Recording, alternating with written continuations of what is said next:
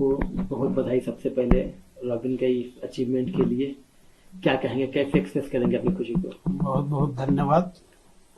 देखिए, रॉबिन का जो मुकाम में अभी जहाँ पे पहुंचा है उसके लिए हम तो सबको वही बोलते हैं कि बहुत गर्व महसूस कर रहे हैं।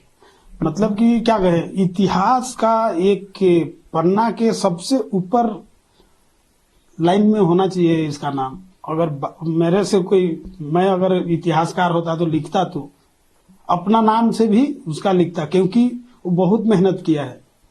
उसके बाद में नेक्स्ट में उसका मम्मी का लिख देता है। हम तो आर्मी वाले हैं तो हम तो बाहर ही रहे, बहुत मेहनत किया है ये लोग, और इस मुकाम पे जो पहुंचा है इसमें ये लोग का बहुत बड़ा मेहनत है। और हम तो गर्व से एकदम फूले नहीं समा रहा हूं। तो छाती सीना तो बहुत चौड़ा है।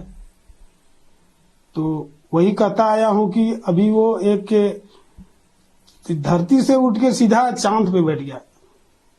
कदम इधर उधर होते होते गया, लेकिन चांद पे पहुंच गया। तो अब हम उम्मीद कर रहा हूं कि चांद से सूरज पर जाए। कहने का मतलब अब अभी गुजरात टाइटन में गया है, आईपीएल इंटरनेशनल में गया है, तो इंडिया के लिए वो परफॉर्मेंस करे, और ये परफॉर्मेंस करे कि इंडिया से जब खेले तो वर्ल्ड कप का टीम का सदस्य हो और वर्ल्ड कप जीत के लाए। ये मेरा अपेक्षा है, उम्मीद है, उसके लिए आशीर्वाद है। आप लोगों से भी यही अपेक्षा उम्मीद रखूंगा कि ये जो मेरा चाहत है इस पे आप लोग भी थोड़ा सा दुआ कीजिए, प्रार्थना कीजिए, सहयोग कीजिए। चारों तरफ आप लोगों ने भी सहयोग दिया होगा, सबने। गांव वाले, मेरा 3 गांव है, एक 32 का देखें तो तेलगांव है, और इधर 32 के बाद का देखें तो पांदनटोली है, गुमला डिस्ट्रिक्ट। उसके बाद इधर रांची है, नामकुम। इन सबने बहुत सहयोग किया है, सबने सपोर्ट किया है। मैं सबको धन्यवाद कहता हूं, और वही आप लोगों से कहना चाहता हूं, थोड़ा सा दुआ कीजिए, चांद से सूरज में जाए, सूरज से वर्ल्ड कप इंडिया के लिए वर्ल्ड कप जीत के लाए और नाम रोशन करे, सारे देश का, गांव का, घर का, सबका।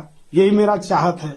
रॉबिन बारे में थोड़ा सा बताइए, कैसे उसके अंदर क्रिकेट खेलने की भावना जागी, कैसे प्रैक्टिस किया, कितना मुश्किल रहा अब तक का सफर?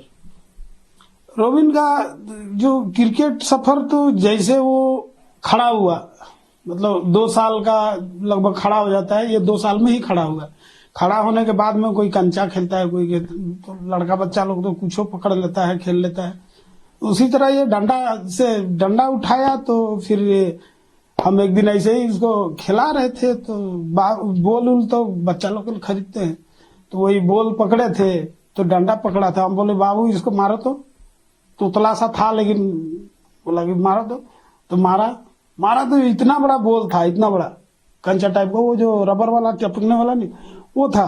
तो इतना सॉलिड मारा, तो हम बोले अरे कैसे मार लिया? मारते हैं और फेंकिए ना, तो फिर फेंके, तो फिर मारा, तो फिर हम सोचे इतना सटीक कैसे मार रहा है। तो बस वहीं से हम कुछ सोचना शुरू किए कि क्या करा जाए।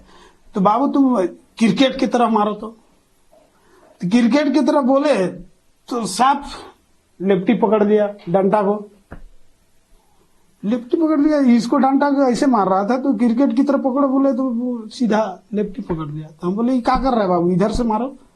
तो नहीं, हम इधर से ज्यादा मारेंगे, फेंकिए ना तोतले में। तो फिर फेंके तो सही में मारा। तो बस वहां से हम सोचे कि चलो। अरे तो लॉजिक जो बताए हैं बहुत जन को, तो मेरा लॉजिक में फिर दिमाग में उल्टा घूमना शुरू हो गया। हम बोले कि कोई काम जब लेफ्टी नहीं है, मेरे खानदान में कहीं नहीं है, सराउंडिंग कहीं नहीं है, तो ये क्रिकेट का बैट जब लेफ्टी पकड़ रहा है, तो वही मेरा दिमाग में बैठ गया कि मतलब कुछ ना कुछ भगवानी देन या कुछ ना कुछ है कि आगे चल के इसका कुछ जरूर कुछ होगा। तो बस इसी लॉजिक को हम अपना मानते हुए इसको मजाक में खिलाते चल गए। शुरू में वही टेनिस बॉल सब देते गए।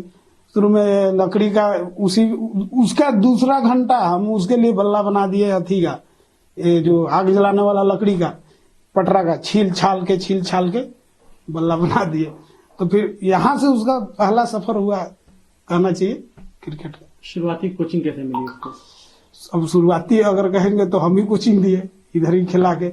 और शुरुआती कोचिंग जैसे वो 3 साल 5 साल के बाद भेजे होंगे, इधर ही खिलाते रहे मैदान सब में, मम्मी बच्चे दीदी लोग सब मिल मिल के ऐसे ही खिलाते रहे। कभी टाइम मिला तो स्कूल से आने के बाद पापा चलिए क्रिकेट खेलने, अरे मेरे पास टाइम नहीं है, तो मम्मी चलिए, तो फिर मम्मी ले जाएगी, तो फिर उधर बॉल फेंको ऐसे।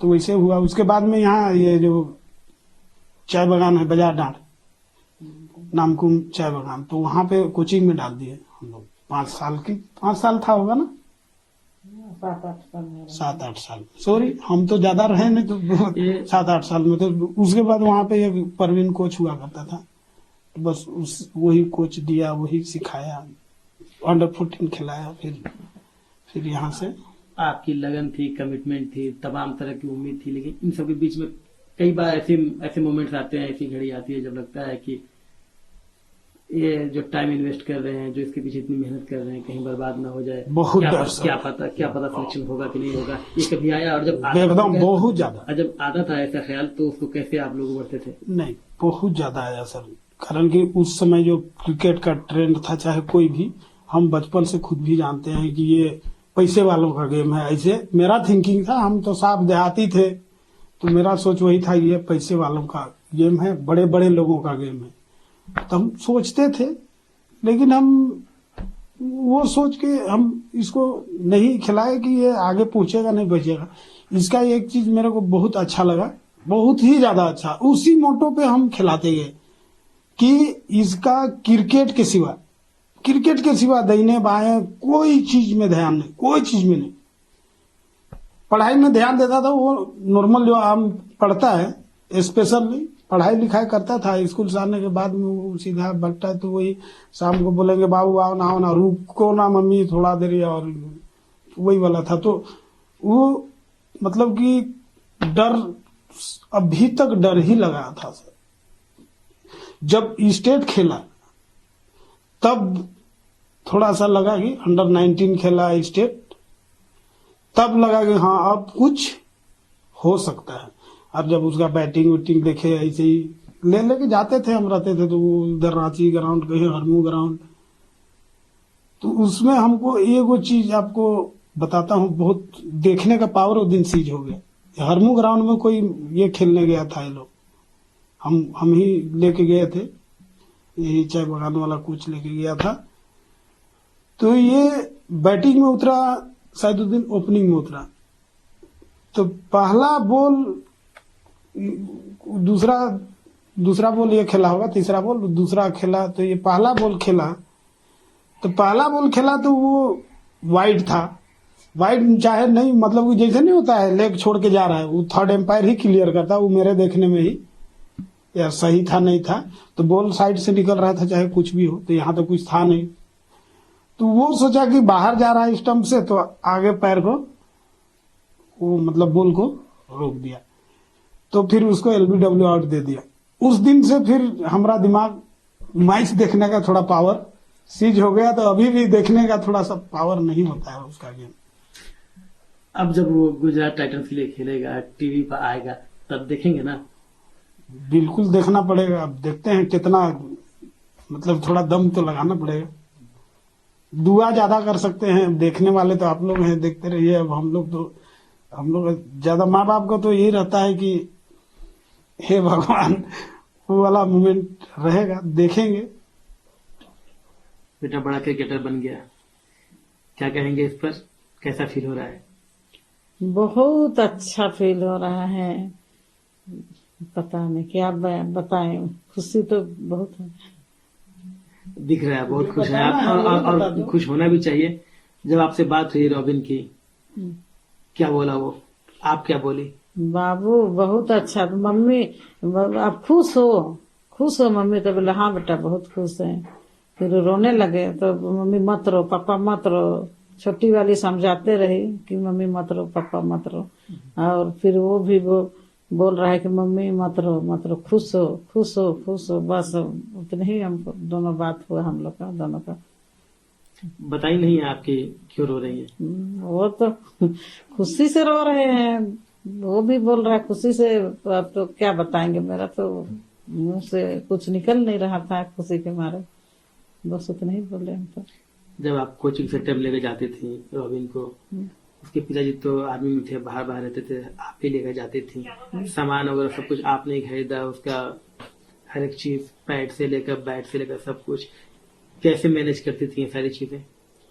मैनेज करना पड़ता था, दोनों बहन छोटी और बड़ी को छोड़ के उसको मैं रांची ले जाते थे। रांची में कहाँ दुकान क्या है वो खोज खाज के दोनों घूम के फिर खरीदते थे, और ऐसे ही मैनेज हो जाता था। अब पापा बाहर रहने से तो अकेले करना पड़ता था, तो करते थे सब। जो परिवार का मंथली बजट होता था उसमें मैनेज करना पड़ता होगा सामान खरीदने के लिए, वो कैसे चलता था? क्योंकि वो तो सारी चीजें नहीं जानते होंगे। नहीं वो बताते थे पापा को कि जरूरी ये है तो ठीक है, तुम लोग इसको करो, फिर बाद में उसको करना, ऐसे बोल के सब चीज अकेले नहीं किए। कोई भी काम करना रहता था तो पापा से पहले बात करते थे, फिर बात करने के बाद में पापा बताएंगे कहाँ कहाँ पैसा खर्चा करना है, कैसे करना है, वो बताते थे, फिर हम करते थे। फिर मैंने वैसे होता था, दोनों मिल के किए, अभी तक इतना दूर सफर हुआ। उसका किट बैग वगैरह, किट का सामान तो सब आप ही खरीदने जाते थे? हाँ जाते थे। अब वो पीछे वाला दिन याद करिए और आज का दिन याद करिए, कैसा लग रहा है कि जो सामान खरीदने जाती थी वो मतलब अब वसूल हो रहा है? हाँ, हमको एक छोटा था उस समय, 1 साल 2 साल कोचिंग नहीं हुआ था, तो बोला कि मम्मी मेरे लिए किपरिंग ग्लव्स खरीदो ना। तो हम बोले क्या करोगे बाबू? अरे मम्मी आजमाइश तो कर लेंगे बोल के बोला, तो हमको बड़ी ताजुब लगा। फिर उसके लिए खरीद दिए, फिर प्रैक्टिस करने लगा वैसे करते करते, फिर और अच्छा करते गया वो, फिर वैसे ही होते गया। किसका फोन आया? रिश्तेदारों का फोन आ रहा है, पड़ोसियों का फोन आ रहा है? कौन मतलब कितनी बधाइयां मिल रही है? बहुत सारी बधाइयां मिल रही हैं। पहले तो सबसे पहले मेरा पापा का बड़ा भाई का बेटा कॉल किया, ये टैक्स ऑफिस में है वो, सही में बेटा का हो गया ना मेरा भांजा का? तो हम बोले हाँ भैया हो गया। पहले वही कॉल किया हमको मेरा भैया, फिर बधाई दे रहा है, दामाद को बधाई दो, बेटा कहाँ है? तो बेटा तो नहीं है, आपका भांजा तो स्टेडियम में है बोल के बोले। फिर फर्स्ट बधाई वही दिए हमको मेरा भैया। फिर सबको ही बधाई देने लगे, सबको, मेरे जितने भी दोस्त यार हैं।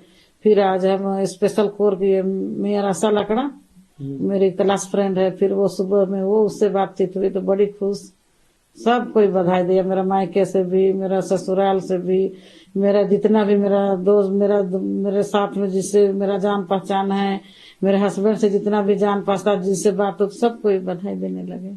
आगे क्या उम्मीद है? आगे हमको तो उम्मीद है इंडिया के लिए, और इंडिया के लिए वर्ल्ड कप लाए जीत के।